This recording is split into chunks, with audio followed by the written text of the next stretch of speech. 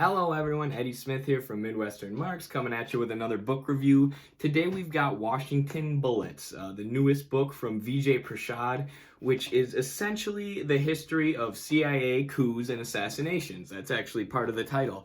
And that's exactly what this book is. It's basically a playbook of U.S. imperialism and Western imperialism in general ever since the end of World War II. Since the U.S. has become this hegemonic, dominant power on the global stage, what are the tools they use to enact regime change? And how has imperialism changed its form? How has the U.S. and their allies developed new tools for overthrowing other countries? And I shouldn't even say the U.S., right? Because we know that the U.S. government is not making the calls. Multinational private interests are making the calls. Those are the ones who own the U.S. government, and those are the ones who benefit from imperialism and regime change in all these countries.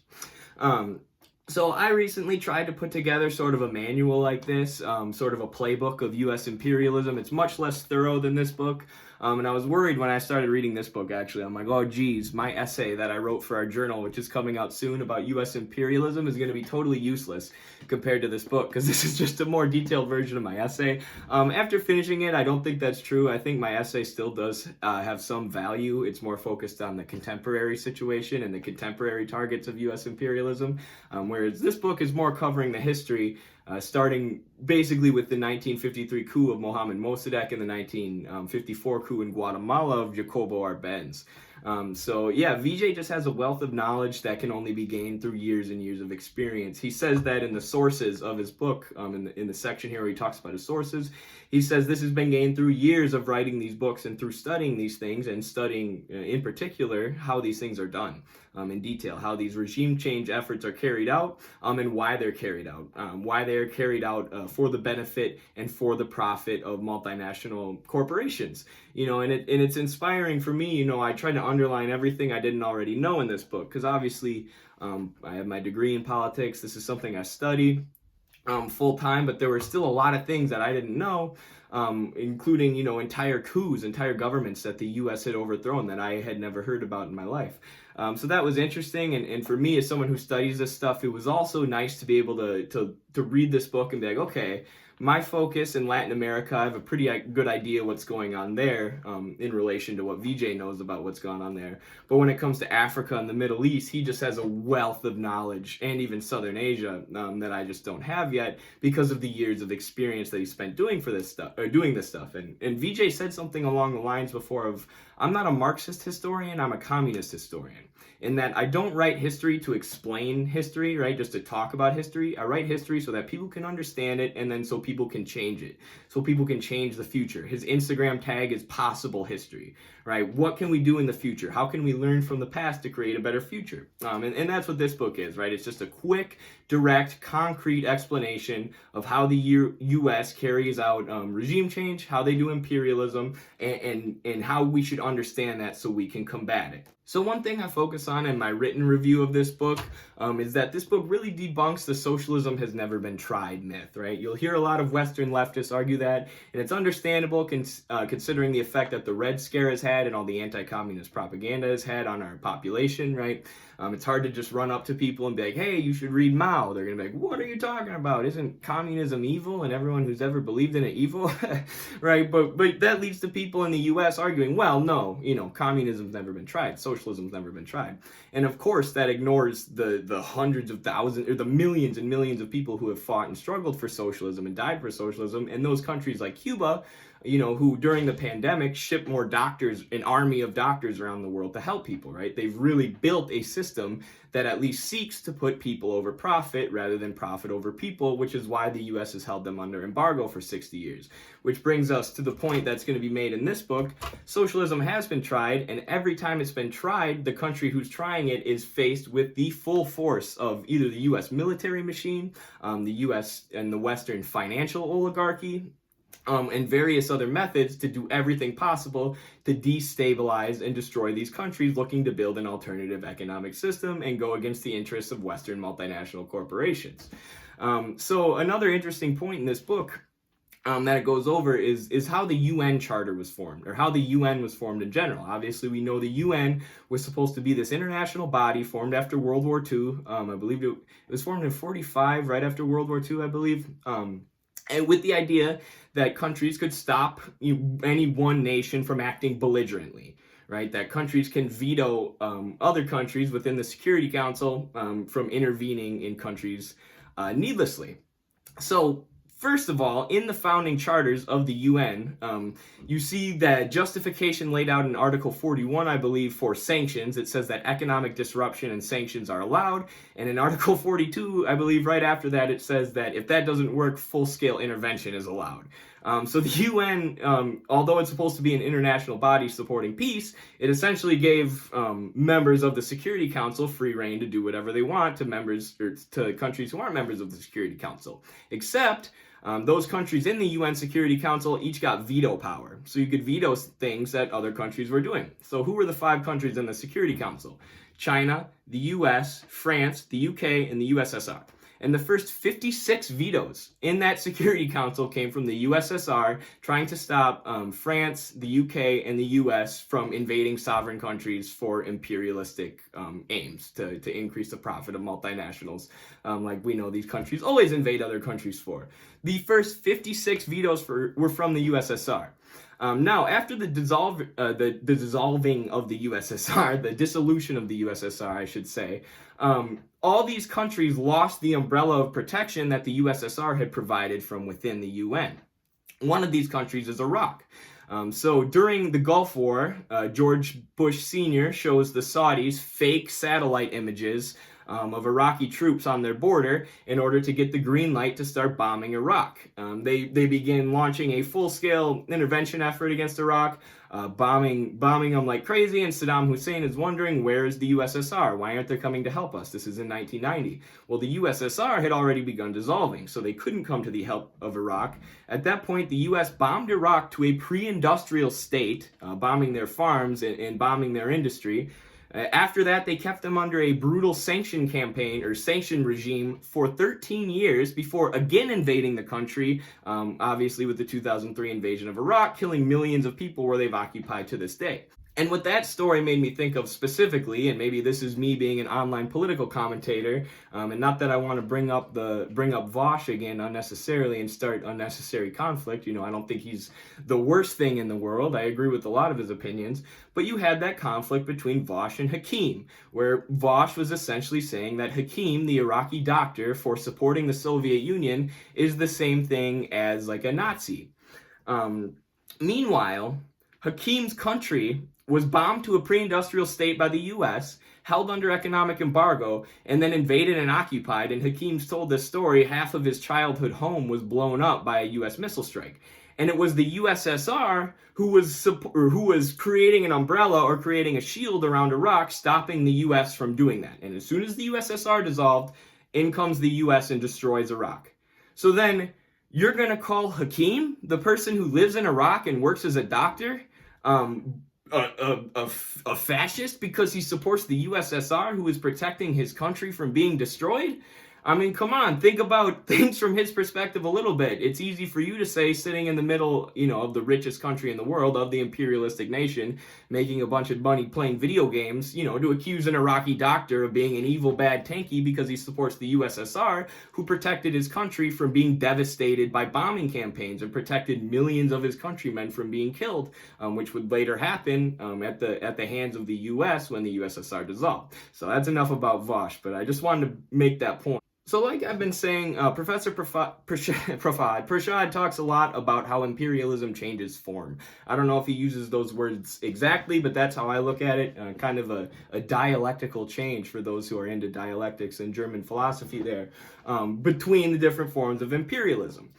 So after World War II, you have all these liberation and anti-colonial movements, all these countries gaining their independence, what Vijay Prashad calls flag independence, right? They have legal independence, technically, but the U.S. is going to immediately after World War II start doing all these things to gain what they call preponderant power, which is basically full full control over these countries' political and economic systems. And if these countries dare to go against the interests of the U.S., they'll face the full force of the U.S. military or the U.S. financial oligarchy, like we said. So that's the first change in form of imperialism. You go from colonialism, just straight up, Western countries saying we own these countries in the global South, to what's usually called neocolonialism, where it's a more covert method of giving these countries flag independence while still extracting all their resources, and still artificially keeping their labor markets at a very low price, and keeping free trade deals so the goods can flow freely as multinational corporations outsource manufacturing jobs to countries that don't pay a lot for labor. This is neocolonialism. There's another sort of change in form that happens, like we said, after the collapse of the USSR, where there's no longer this protective socialist umbrella. One example that helps highlight this change in form is how the U.S. went from telling us we're fighting the Cold War. We need to go to Nicaragua to fight the Cold War. We need to go to Vietnam to fight the Cold War. We need to bomb Korea to fight the Cold War.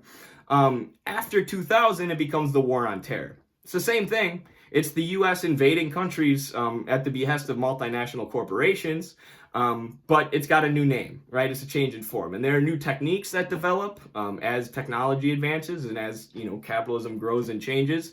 But at its core, it is the same imperialism that Lenin analyzed in 1917. It is multinational corporations and banks, finance capital, expanding their territory overseas and destabilizing governments who go against their interests. And the most important thing to recognize about this, in my opinion, from a Marxist perspective, is imperialism holds down and stops the productive forces in other countries from advancing. Right, so Marx thought, and later in his life he started to change these views and got much more critical of colonialism, but he said, capitalism will spread, the productive forces of each country will increase, and then the proletariat will have a revolution and will move towards socialism beyond the contradictions of capital. But what's happened is imperialist countries, capitalist countries that develop first and fastest, develop these monopolies who then gain control over the state and the military, and they do imperialist aggression, which then holds the productive forces of the countries they're targeting and stops them from developing. Great example, Venezuela, the horrible socialist failure of Venezuela. For years, British Dutch Shell and Rockefeller Standard Oil were extracting oil out of Venezuela, so all of Venezuela's oil was being used to profit Western corporations rather than being used to profit, to help develop Venezuela. Therefore, their economy became incredibly dependent on oil. They had what's called Dutch disease, where all their other industries lagged behind their oil. Because the U.S. multinationals didn't care about their other industries, they just cared about extracting as much of the natural resources as possible. So it was in that context that Hugo Chavez looked to create socialism in a country heavily dependent on oil because of the effect of imperialism. That's when you see this hybrid war, as Vijay Prashad calls it, placed on Venezuela by the U.S. Brutal economic sanctions, essentially a blockade, multiple coup attempts, funneling money into the Venezuelan opposition party, funneling money into the opposition party through what they're saying is aid to the Venezuelan people, and then putting on blast over corporate media that Maduro is stopping his people from getting food. All these tricks to try and enact regime change in Venezuela, but the effect that they all have is Venezuela is not able to increase their productive forces. That's the goal of this. What does it take to increase the productive forces? And this has been the main critique of Chavez and Maduro, that they've been unable to increase those productive forces. What do you need? You need resources and you need labor. That's how you increase your productive forces. If you strangle Venezuela and you stop them from getting resources, then they can't increase their productive forces. If you stop them from getting any financing from the global financial market, then they cannot increase their productive forces. They need, actually, in capitalism, you need capital too, as well as labor and resources. And that is why the U.S. strangles countries off, so they cannot increase their productive forces. And then the U.S. points at these countries they're holding under embargo and says, look, socialism fails every time, don't you see? But of course, it's a lie. Look at Colombia right now. Capitalism fails every time too, buckaroo. So the new tools of imperialism that Vijay lays out, and I don't want to give away all of them because that's a big part of my upcoming essay, is the tools of U.S. imperialism. So I can't just let you learn them from Vijay because he's way smarter than me, and then you're never going to want to read my essay. But a lot of these things have been NGOs, right? Non-governmental organizations. NGOs essentially run Haiti, and that's discussed in this book. The Haitian government was essentially an NGO, or a coup, when Jean Bertrand Aristide, the socialist priest, came to power in Haiti, there was essentially a coup by NGO, and now they have no real government or no real state. It's essentially Western NGOs running the country. You have the OAS in Latin America, the country who declared Venezuela and Bolivia's elections to be fraudulent, even though there was no evidence found of that. You have NATO, this alliance of Western imperialist powers that carried out things like the bombing of Yugoslavia. You have all these new tools that are developed with the same goal of enacting regime change and holding countries' productive forces so that multinational corporations can extract resources freely. But they're new tools, new ways of going about this. But the main one that Vijay lays out here that I really want people to understand is the global financial system. Or at least this was the most interesting for me. The global financial system has essentially been handcrafted by the U.S. and Western private interests. So just following World War II, you have the creation of the IMF and the World Bank. Essentially, on the global market, these are the entities who decide who gets financing, right? Who's going to get money or loans to develop their infrastructure. And of course, countries who are in favor of the U.S. have their infrastructure developed, and those who go against the U.S. economic interests don't get anything from the IMF or World Bank. Vijay Prashad lays out the exact statistics, but when Salvador Allende was democratically elected in Chile, socialist leader, their funding from the IMF and World Bank dropped from something like $200 million down to $2 million, right? Just completely shut off any financing and funding of programs that these people wanted to enact to develop themselves and bring their people out of poverty. And as soon as the CIA-backed coup ousted Allende and the despotic Augusto Pinochet was put in power, murdering people and torturing people, the IMF and the World Bank once again began financing. So this is sort of how the global financial system works. It's been set up to work at the behest of oligarchs. And if you want money, if you want hard cash, that exchange value that is so valuable in the global capitalist economy, even to countries looking to build socialism and move away from capitalism, you need to go along with the interests of international capitalists and multinationals. Otherwise, the IMF and the World Bank is going to try and starve you. And once they do give you loans, they're likely going to be structural adjustment loans where they say, all right, we'll give you $100,000, but you have to abolish the minimum wage and decrease all taxes on the rich and allow for 100% free trade. Right? And then you have a situation like Colombia where 42% of the country can't meet their basic needs, where while you have this super rich aristocratic class, because Colombia's government is essentially co-opted by the U.S. and they do the will of the U.S. Colombia is actually where the OAS was formed. And countries like Colombia are the ones who get financing from the IMF and World Bank, but of course, they're not going to use that financing to bring people out of poverty. They're going to use that financing to bolster their corporations because they're just implementing neoliberalism. Because if they stopped implementing neoliberalism, that financing from the IMF and the World Bank would go bye-bye. In conclusion, I think this book is a must-read, especially for American socialists. Understanding how the U.S. does regime change, the tools that they use, is key to understanding how to fight it. And most importantly, it's key to understand the patterns of imperialism and the lies that have been told in the past to justify killing millions of people. So if you look today, and this is what my essay is about that I've been hyping up a little bit here, the current targets of U.S. imperialism are countries like China, Russia, Iran, Venezuela, Bolivia, Nicaragua. There's many more, and these countries are all facing hybrid war. Cuba as well, facing sanctions, facing embargoes. But one step that Vijay makes very clear in Washington Bullets that the U.S. always takes with regime change is manufacturing public support. There's always a massive propaganda campaign that the CIA or whatever organizations working at the behest of Western capitalists, there's a propaganda campaign they put out in the target country of the imperialists, and there's a propaganda campaign they do here at home. And these things that they're telling us these countries are doing to justify their imperialist actions are things they've told us in the past, and things that have been proven to be lies in the past. When George Bush, as we said, was looking to bomb Iraq to a pre-industrial state during the Gulf War, he was using blurry satellite images that were manufactured. Right now, you're seeing a lot of people like Adrian Zenz use blurry satellite images to try and justify regime change against China. Or you often see that with the DPRK. There needs to be a full investigation, but the UN won't launch an investigation into China, almost like they don't want to find out that the human rights abuses might not be real. And as we know, the UN, especially since the dissolution, I can't say that word today, of the Soviet Union, the UN has mostly worked at the behest of Western finance capitalists. So recognize these patterns. Right now, they're telling us that Iran, despite the fact that Iran has their nuclear program monitored 24/7 by an international agency, and they've never once been found guilty of making a nuclear weapon, they don't even have the desire to make a nuclear weapon, they say it's against their religion, the U.S. is still saying they're making a nuclear weapon. Mike Pompeo comes on Fox once a week to say that Iran might be making a nuclear weapon. I mean, how long ago was it that they told us Saddam Hussein had WMDs, and then we invaded Iraq, killed millions of people, and guess what?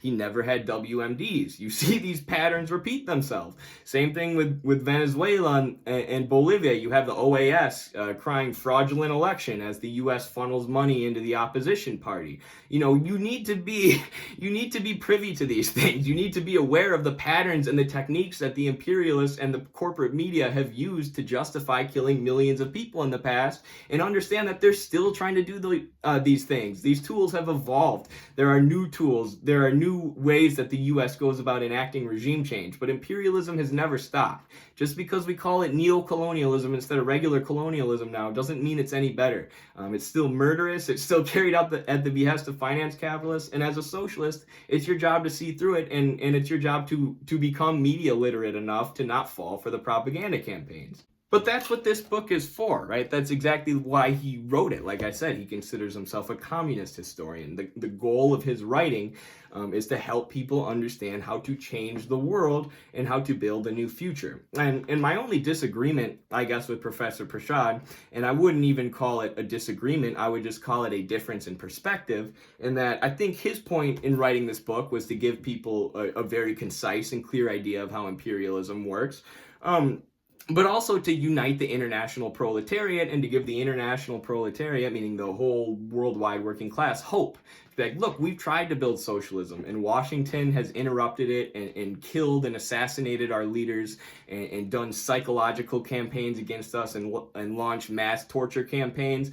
But we're still struggling, right? We're still fighting, and there's hope in that. And there's hope in understanding that socialism would have been built, many, many, many more times successfully by now if it weren't for the efforts of the capitalists to hold on to power. But for me, it's a little bit different. I live in the United States. I live in the country that's been doing all these things. I live in the country that's been carrying out coups and assassinations for the profit of capitalists all around the world. So when I read this, my goal is to take it and use it to educate American socialists and also to fire up American socialists, right? To say, look, or not just American socialists, Americans in general. Say, look, this is the function of our government. This is what the government's doing. You know how almost half your paycheck goes to taxes? It's going to the $7 billion military budget so that they can enact regime change and kill people all around the world. And I want Americans to understand that and understand that this happens because the government is owned by the ruling class, by the capitalists. And if the working class were to seize power over our government, sky's the limit, not just for the U.S., but for the whole world. Once you remove this imperialist blockade being held on the productive forces of the entire world and the murderous death machine that is the U.S. military, and once you reinvest all that money that's being spent on war and destruction into America itself, one, you leave all these other countries alone and you can carry out a policy of mutual development and we can stop murdering millions of people. But two, that's going to be amazing here at home, right? Despite the fact that the U.S. is the richest country in the world because of all this wealth we've extracted from other countries and all the effort we've gone to keep labor costs low in these other countries. 78% of American workers live paycheck to paycheck. There are tons of homeless people, and something like 60,000 people die every year because they don't have health insurance, right? There are problems that the American proletariat faces because of neoliberalism, even if they pale in comparison to the countries we're destroying. So it's high time the American proletariat unite against imperialism and against the capitalist class's exploitation of us. And that's why this is such a vital book, right? Because if you're falling for U.S. propaganda, if you don't understand the tactics that they've used to overthrow every country, it's going to be a lot harder for you to fight against imperialism here within the imperialist core. All right, everyone, that's my review of Vijay Prashad's Washington Bullets. If you haven't yet, please check out my written review. It goes much more in depth. But also, please, just check out the book itself. This video, I summarized it a bit, and in my written review, I'll summarize it a little bit more. But you're not going to get the full argument and the full breadth of U.S. imperialism since World War II unless you check out Washington Bullets by Vijay Prashad. And he's also got some interviews about it on YouTube, so check those out too. I will leave a link to where to get the book in the description. All right, everyone, thanks for watching. Solidarity, Midwestern Marx, and Vijay Prashad. Maybe he'll come on our podcast soon, please.